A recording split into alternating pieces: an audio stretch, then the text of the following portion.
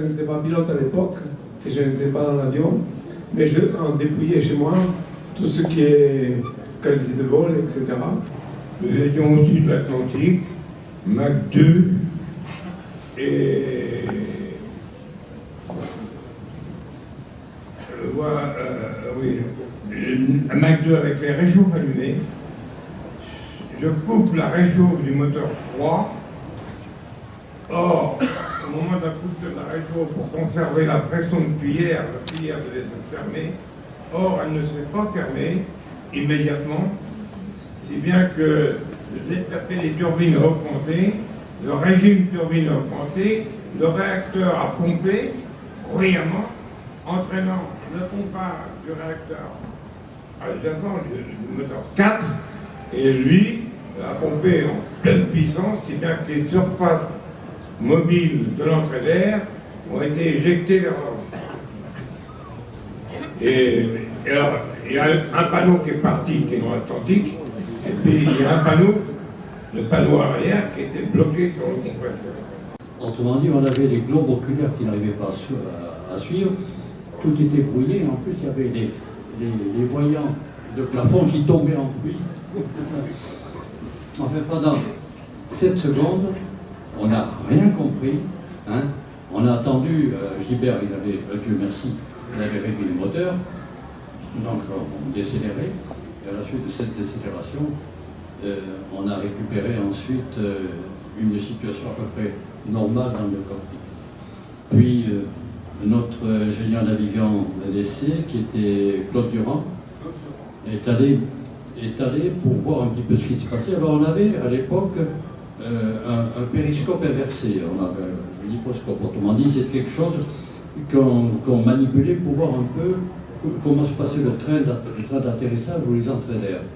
Nous, on avait conçu des formes suffisamment bonnes, peut-être pour voler, mais pour donner beaucoup de problèmes aux équipages. Alors, on a parlé du vol 122. Charpentier, n'oublions pas qu'il a fondu le SO-6000, qui était le premier avion à réaction français. Hein, ce SO-6000, qui a été propulsé, le prototype, par un réacteur allemand, un jumeau qui pesait que 800 kg de poussée, qui a été remplacé par la suite, heureusement, par un réacteur NIN, mais c'est Ferranti qui a fait qui a dessiné le premier avion à réaction français, et il l'a même dessiné dans son appartement parisien en partie. Je suis particulièrement fier d'être ici aujourd'hui pour représenter la famille des essais en vol d'Airbus et apporter le témoignage d'une génération qui a grandi dans les pas de ces géants qui ont conçu, développé et mis au point Concorde. Pour moi, comme beaucoup d'autres ingénieurs, il est en effet la source de notre passion. Combien de fois l'ai-je regardé passer au-dessus de ma cour de récréation en région parisienne, vers 11h15, quand la F002 partait vers New York. Puis je me disais, c'est dans ce monde-là que je veux travailler plus tard. Donc effectivement, Jean-Michel, tu as parlé du saut technologique qu'il représente. Il a été à l'origine des grandes innovations qui ont donné naissance à la famille des Airbus. Je pense en particulier aux commandes de vol, aux essais, aux avancées sur les matériaux, sur les structures, mais aussi sur notre savoir-faire de l'intégration motrice. Vous en avez beaucoup parlé, et c'est un savoir-faire qui perdure au sein d'Airbus. Mais Concorde représente également la jeunesse de notre entreprise multiculturelle, tournée vers la modernité du transport aérien et la satisfaction de nos clients. Lorsqu'on sait ce que représente le développement d'un nouvel avion, on ne peut qu'être impressionné par la rapidité avec laquelle le programme d'essai en vol a été mené. Il a franchi les différentes étapes à la vitesse du son. Le deuxième prototype a volé, je crois, 1 mois et demi ou 1 mois et 1 semaine après le premier. C'est un exploit. 2 mois plus tard, ils se retrouvent tous les deux au Salon du Bourget, dès la première année, c'est ça?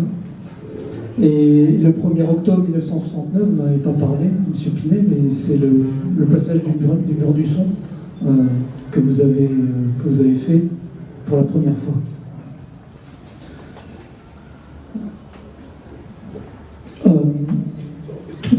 début novembre, il est confié aux mains des premiers clients qui le pilotent du décollage à l'atterrissage. Alors, moi j'étais impressionné en voyant ça. On le fait aussi, mais bien plus tard dans les programmes actuels, donc je trouve que c'est aussi un exploit. Mach 2 sera atteint le 4 novembre de l'année suivante grâce au moteur Olympus 593 3B qui vole depuis plus d'un an sur le bord Vulcain. Nous, équipe des essais en vol d'Airbus, on imagine aisément l'énergie qu'il a fallu donner pour relever ces défis, ainsi que l'ingéniosité et la volonté nécessaires pour surmonter les difficultés rencontrées. Nous avons reçu en héritage les fruits de ces exploits. Ils nous animent au quotidien pour faire avancer notre travail de mise au point des avions Airbus en développant, et ils nous inspirent pour imaginer les programmes d'essai toujours plus optimisés. Mais au-delà de ça, je dirais que nous avons eu la chance de côtoyer des hommes d'exception, dont certains sont ici avec nous, d'autres nous ont quittés.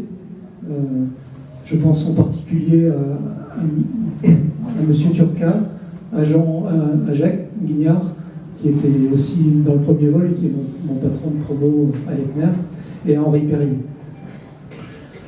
Il y a bien sûr beaucoup de monde que je ne pourrais pas citer aujourd'hui, mais on les a dans notre cœur. Pour illustrer un peu plus le modèle de conduite qu'ils nous ont laissé, je voudrais prendre l'exemple d'Henri Perrier, avec qui j'ai eu la chance de travailler pendant quelques années, alors qu'il avait déjà pris sa retraite. Dans les années 90, une petite équipe, dont certains sont ici aujourd'hui, une petite équipe d'ingénieurs dont je faisais partie était chargée de soutenir les opérations Concorde. Henri était présent à chaque fois qu'un sujet technique demandait une expertise particulière pour nous aider à envisager des solutions parfois étonnantes.